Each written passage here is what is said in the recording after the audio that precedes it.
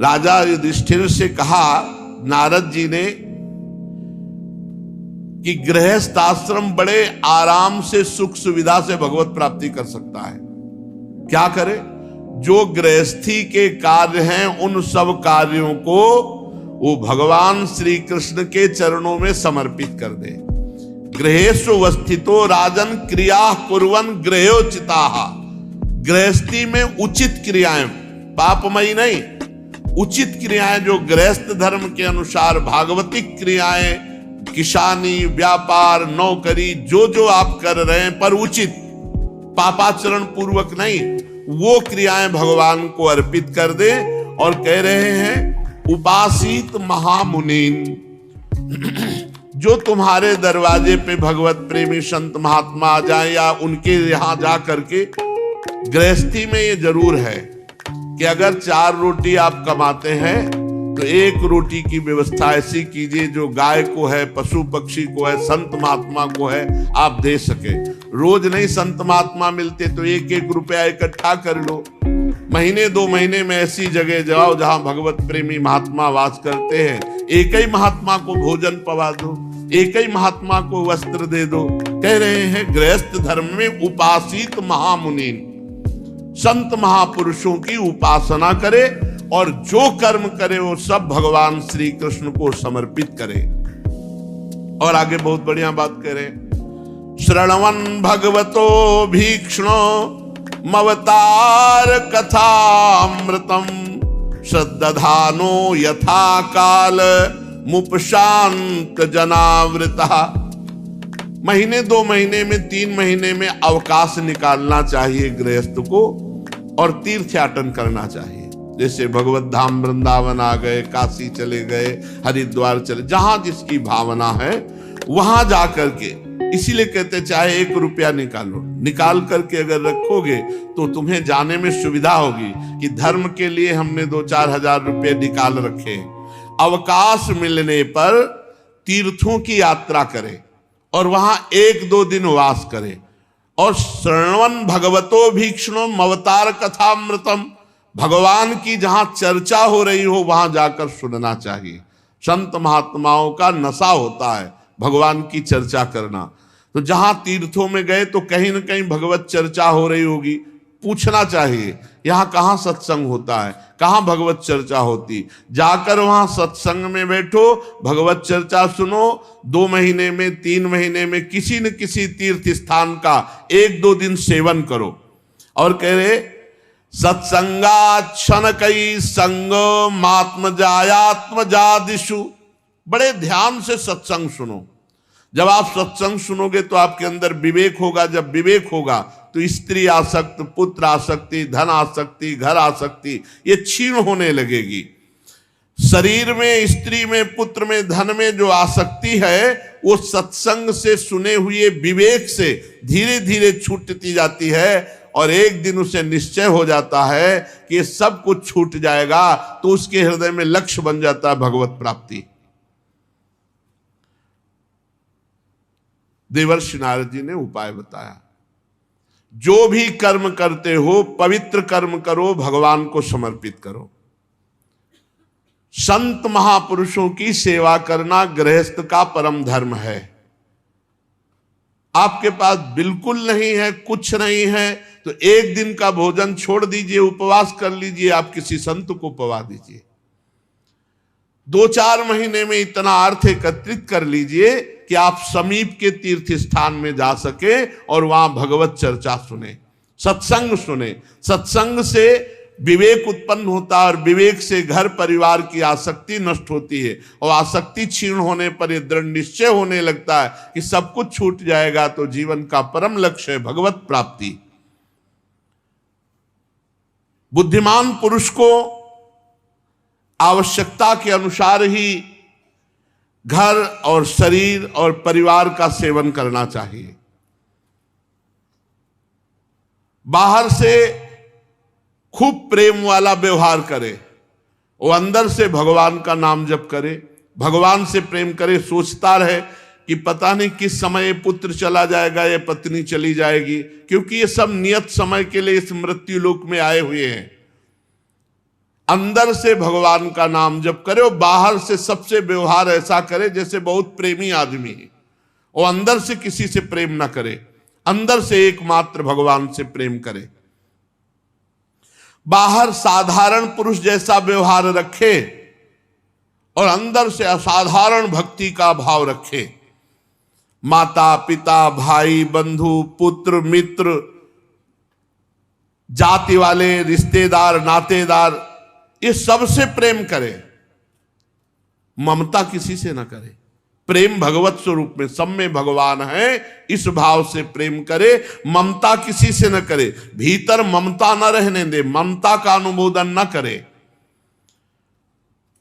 बुद्धिमान पुरुष वर्षा आदि के द्वारा होने वाले अन्न आदि से, पृथ्वी से उत्पन्न होने वाले स्वर्ण आदि से, अकस्मात प्राप्त होने वाले द्रव्य आदि से, और सब प्रकार से जो धन वस्तुएं हैं, ये माने कि मेरे भगवान ने मुझे सेवा के लिए दिया है।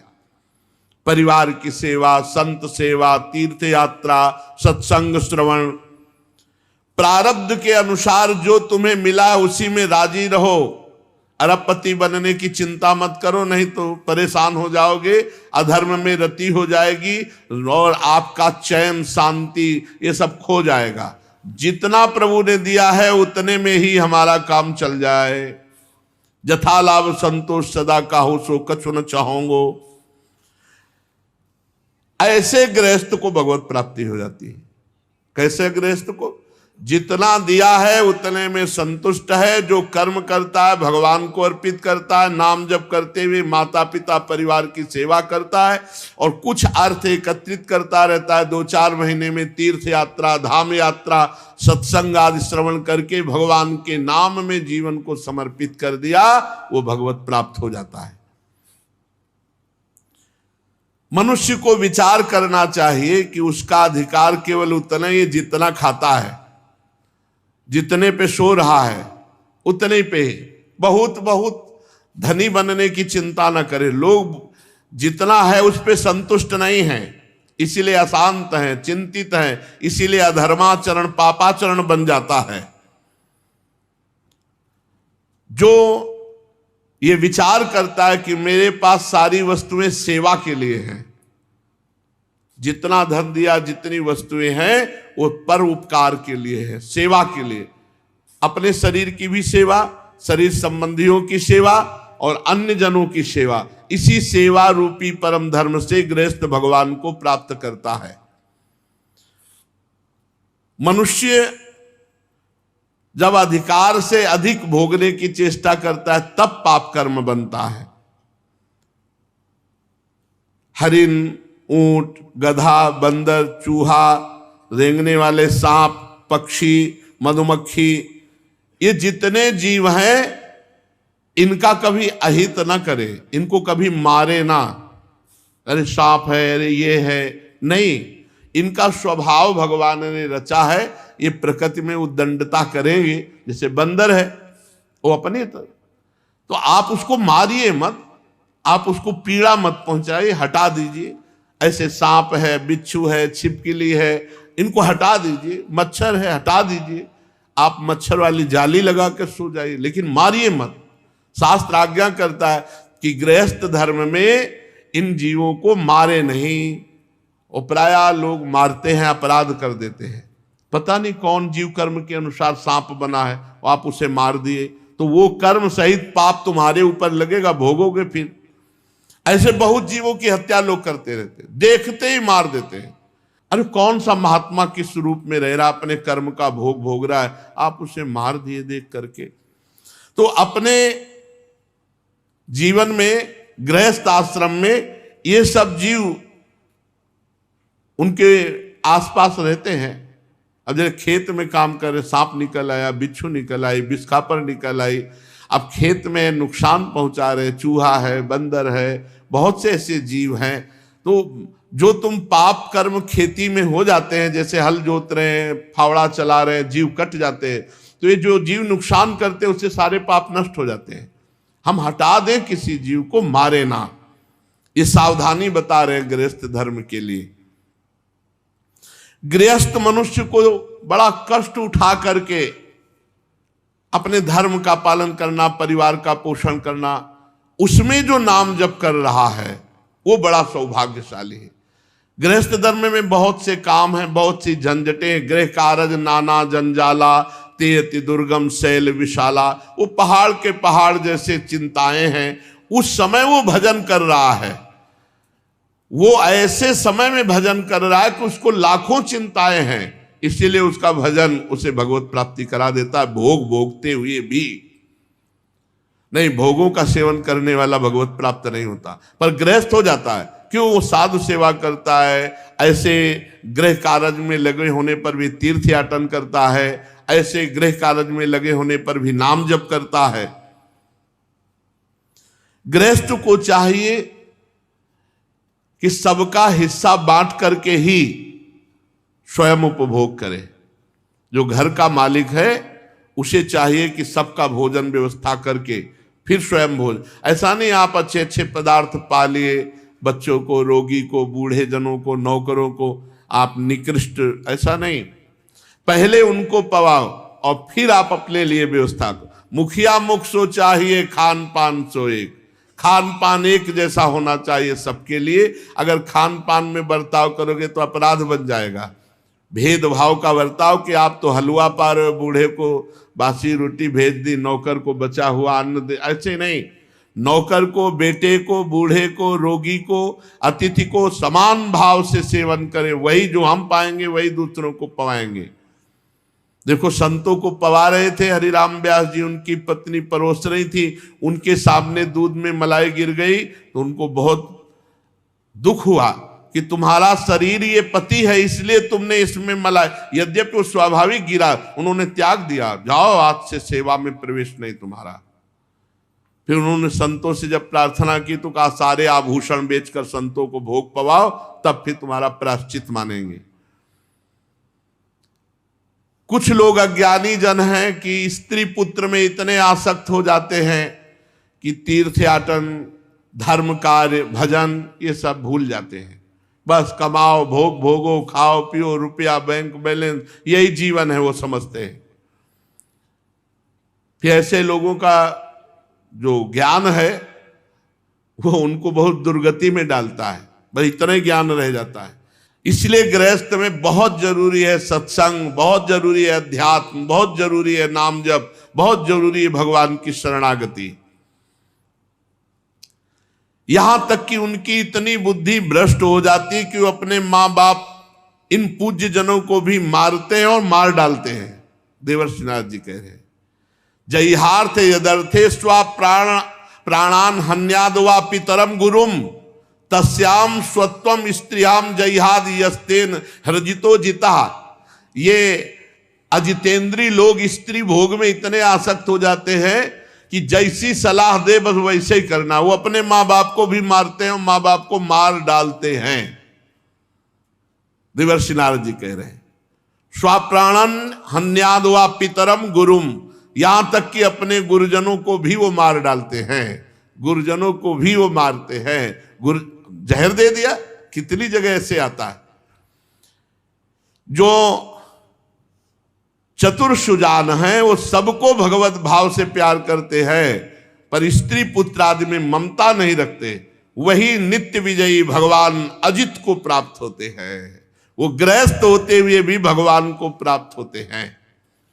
यह शरीर अंत में गाड़ दिया गया तो कीड़ा बन जाएगा, फेंक दिया गया तो पक्षी आदि खा के विष्ठा बना देंगे, आग लगा दिया गया तो राख की ढेरी हो जाएगा। क्रमिविड भस्म निष्ठांतम क्वेदम तुच्छम कलेवरम, ये तुच्छ शरीर है, इसकी आसक्ति और ऊपर से स्त्री की आसक्ति, ऊपर से पुत्र की ममता, वो ढक करके आत्मज्ञान से रहित होकर के जीव पूरा जीवन नष्ट कर देता है। गृहस्थ को चाहिए कि प्रारब्ध से प्राप्त जो भी वस्तु है, पंच यज्ञ किए बिना अन्न न खाए।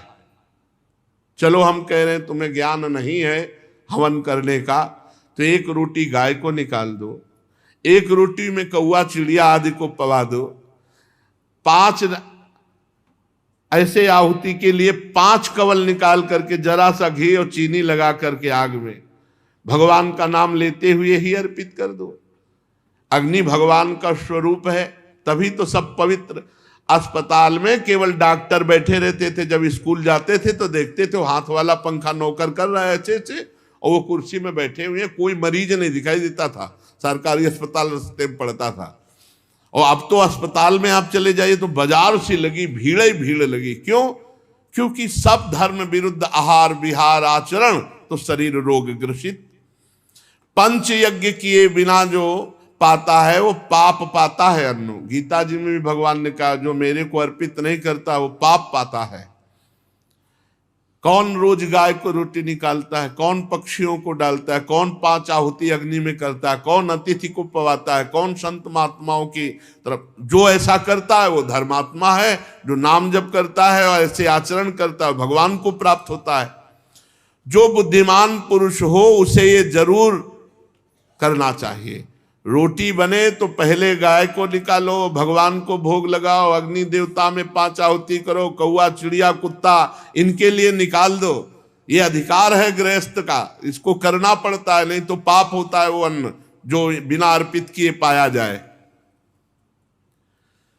गृहस्थ आश्रम को चाहिए कि देवता ऋषि मनुष्य पितर इनको अर्पित करे, क्योंकि ये अधिकार है गृहस्थी में। बिना इनका पूजन किए वो आत्म तत्व को कैसे प्राप्त होगा? प्रतिदिन देवताओं का पूजन करे। कोई ऐसा गांव में नहीं था जो जल न चढ़ाता हो सूर्य भगवान को।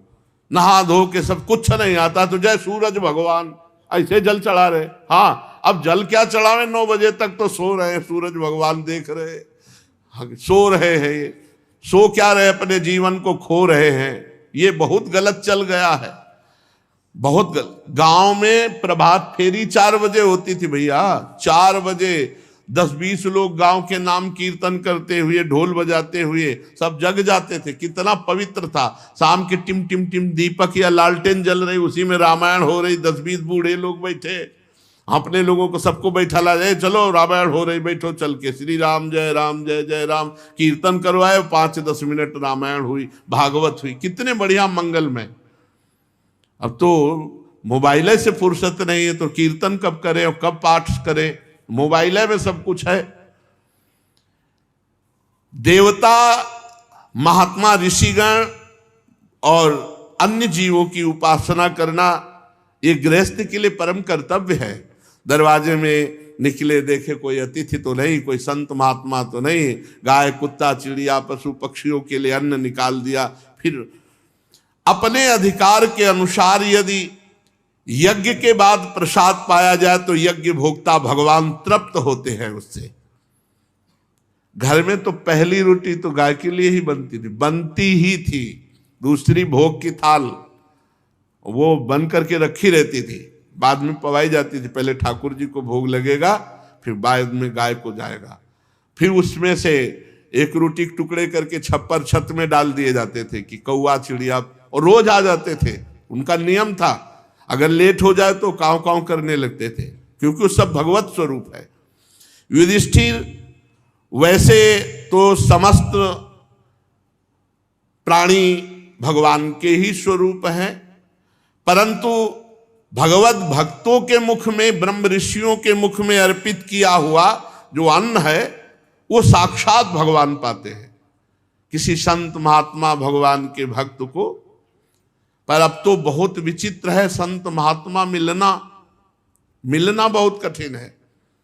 आज मतलब सांप्रदायिक आचार्य परंपरा से मंत्र दीक्षा वैष्णव या सन्यास बड़े विचित्र, कहीं कोई बिरला ही मिलता है, नहीं तो अब जो मन आवे जो करे। कोई टकसाल तो है नहीं, जो पूज्य श्री गोरेदाऊ जी के भी महाराज जी आए तो वो यही कहते कि बाबा टकसाल तो है नहीं कि अब पूछी जाए, और पूछी जाए तो उनमें सैकड़ों में से ऐसे 2-4 निकलेंगे।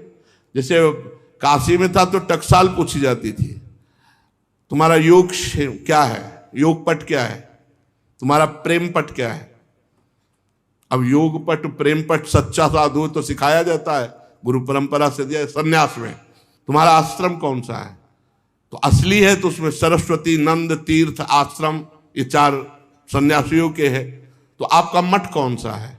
तो जैसे अपने लोगों का था शारदा मठ, तो आपका गुरु परंपरा का इष्ट देव कौन है, आपकी देवी कौन है, पूरा जहां पूछा पूरा हिसाब। तो किसी के आगे भी संत है, लड़का बच्चा नाती पनाती सब पूरे हैं और संत।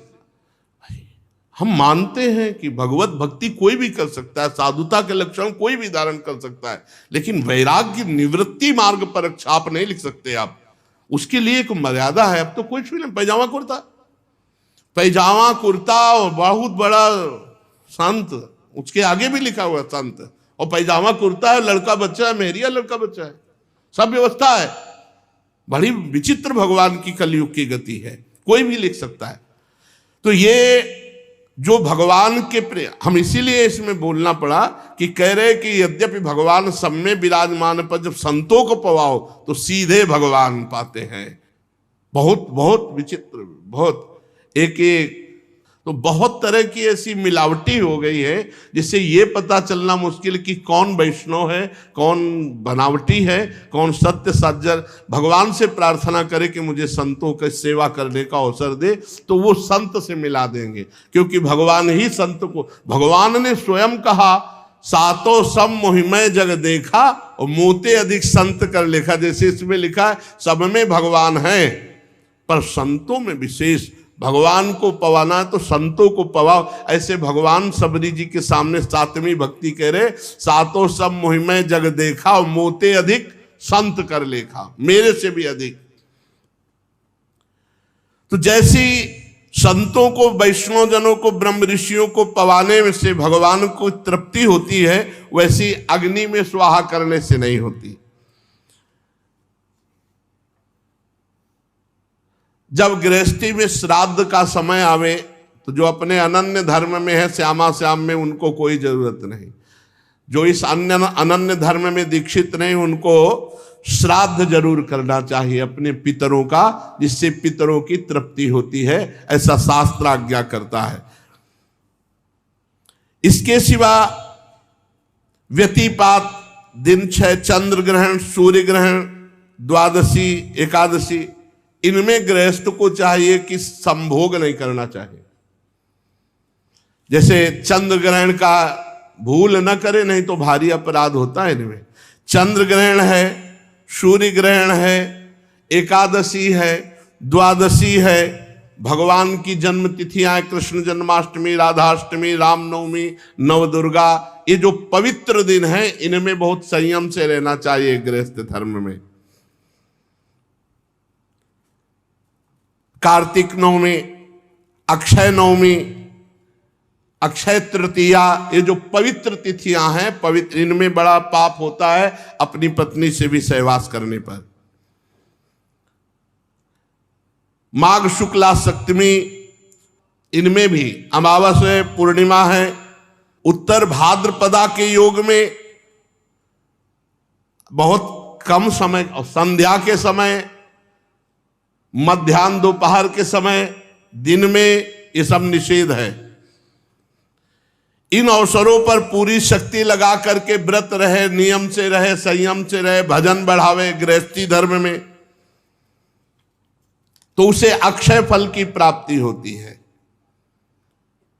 ये जैसे गलत समय में गर्भाधान हो जाए तो फिर बहुत दुष्ट बालक पैदा होते हैं जो पूरे जीवन भर क्लेश देते रहे, या फिर अंग भंग पैदा होंगे, जैसे चंद्र ग्रहण, सूर्य ग्रहण के ऐसे पवित्र समय में जो अनजाने हैं, अज्ञानी हैं, जिनको ज्ञान नहीं है, ऐसा गलती कर बैठते हैं।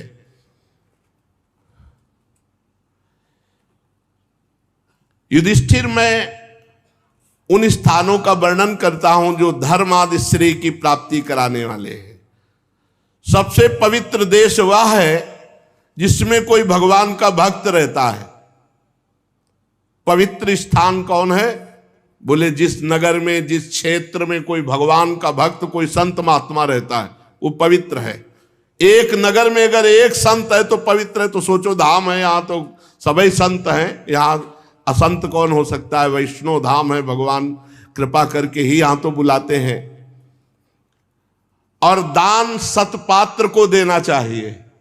अपात्र को दिया हुआ दान दुर्गति करवा सकता है।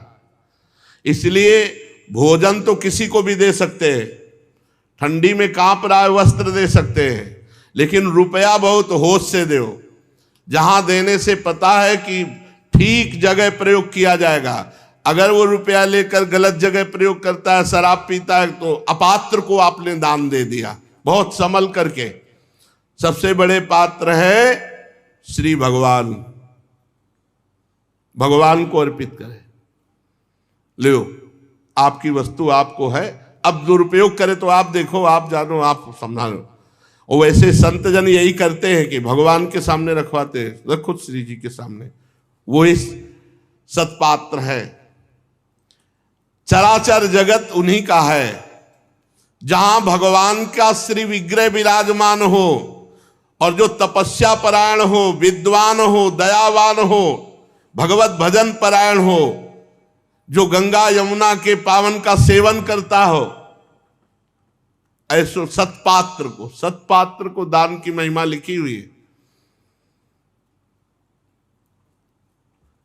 जो पुष्कर आदि क्षेत्र हैं, कुरुक्षेत्र हैं, या जहां सिद्ध पुरुष रहते हैं, प्रयाग तीर्थराज, गया, पुल्हाश्रम, नैमिषारण्य, फाल्गुन क्षेत्र, सेतुबंध रामेश्वर, प्रभास क्षेत्र, द्वारिकापुरी, काशीपुरी, मथुरापुरी, ब्रज 84 कोस, पंपासर, बिंदु सरोवर, बद्रिकाश्रम, अलकनंदा, भगवान सीताराम जी की जैसे अयोध्यापुरी, चित्रकूट और महेंद्र पर्वत, मलय पर्वत, ये सब हमारे देश के परम पावन जो महामहिम स्थान हैं। कभी कभी इनमें जाकर भ्रमण करना चाहिए। गृहस्थ को भी कभी कभी अवसर निकालना चाहिए इन पुरियों में, इन धामों में। इससे पाप नष्ट होते हैं, भगवत प्राप्ति का उत्साह बढ़ता है। युधिष्ठिर, हाँ देखो इसमें लिखा, पात्र का निर्णय करने के प्रसंग में एकमात्र भगवान ही सत्पात्र है।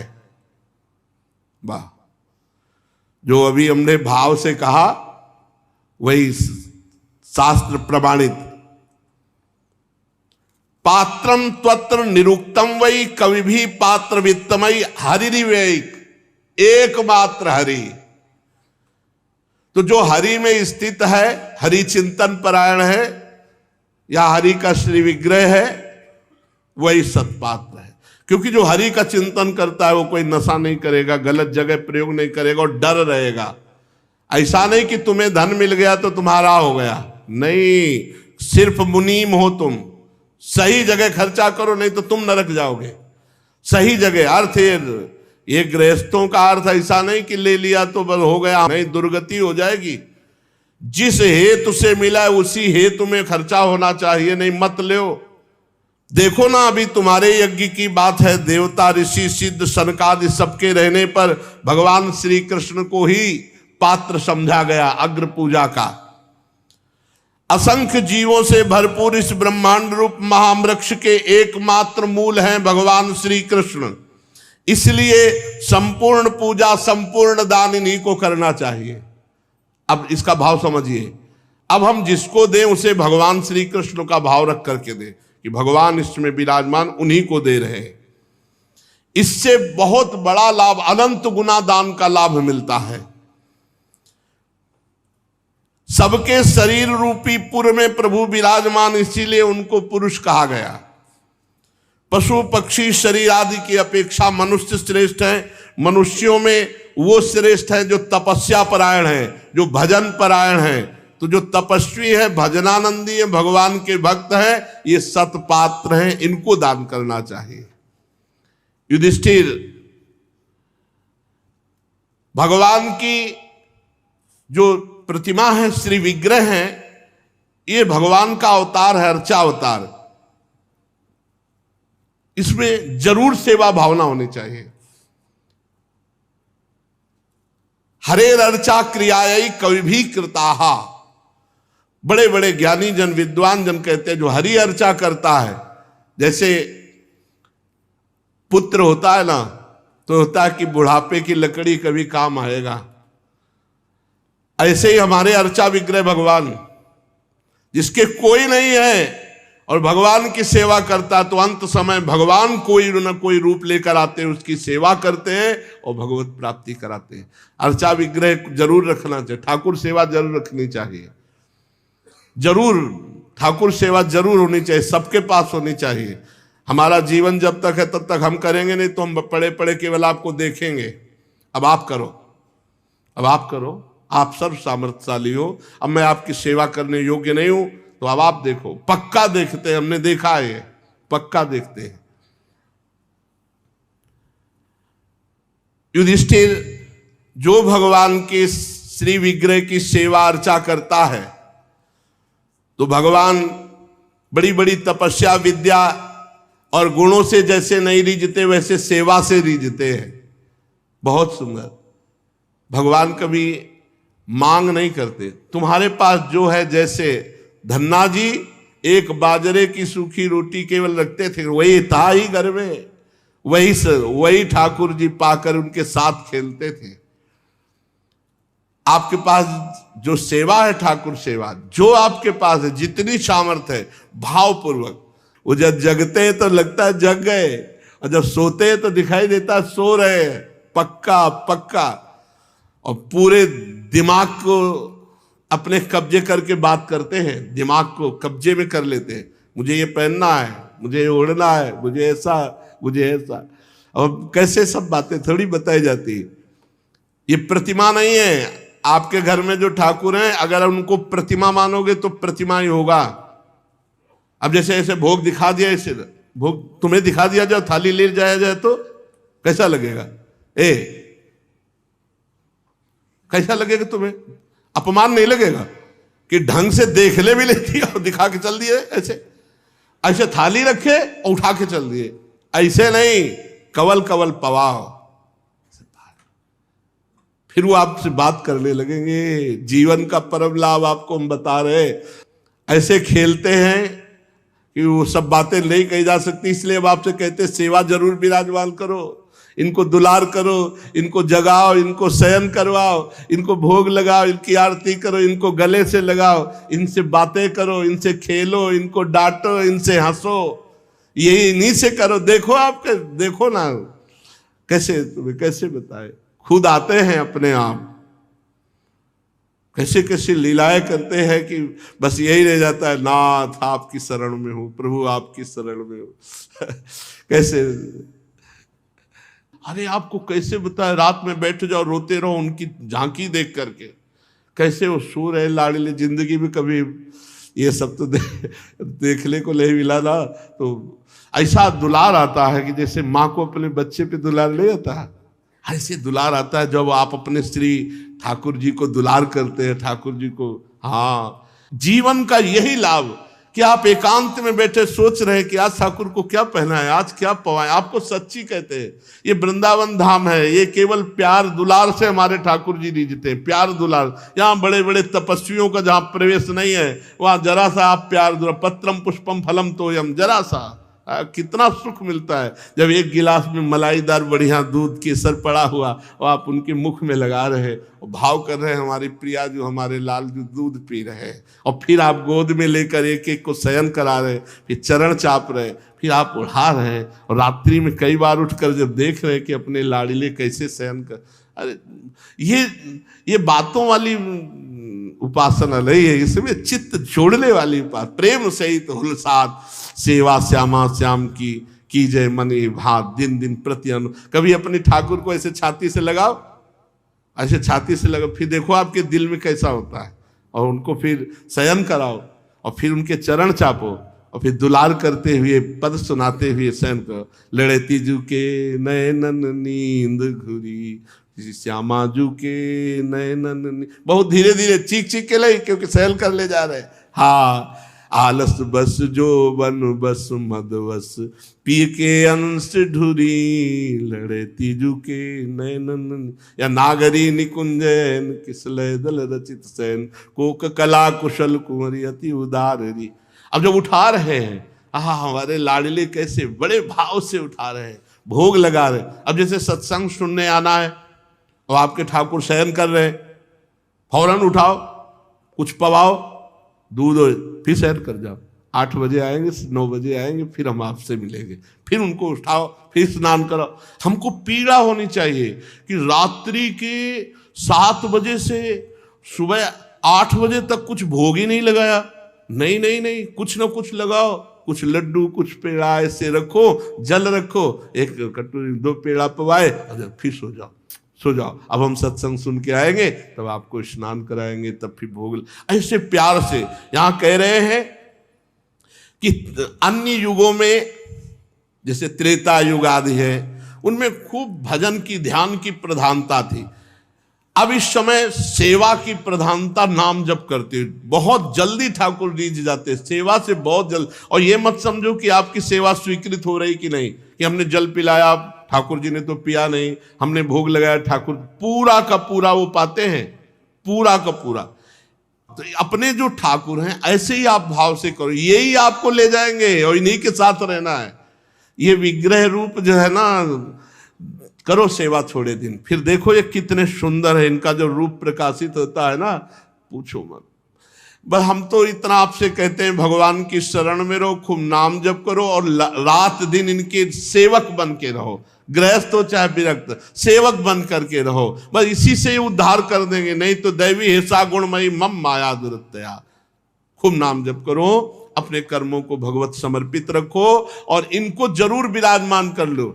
आपके पास सामर्थ्य ना हो तो छोटे छोटे विराजमान कर लो, छोटी सी पोशाक है, थोड़ा भोग लगा दिया, थोड़ा प्यार।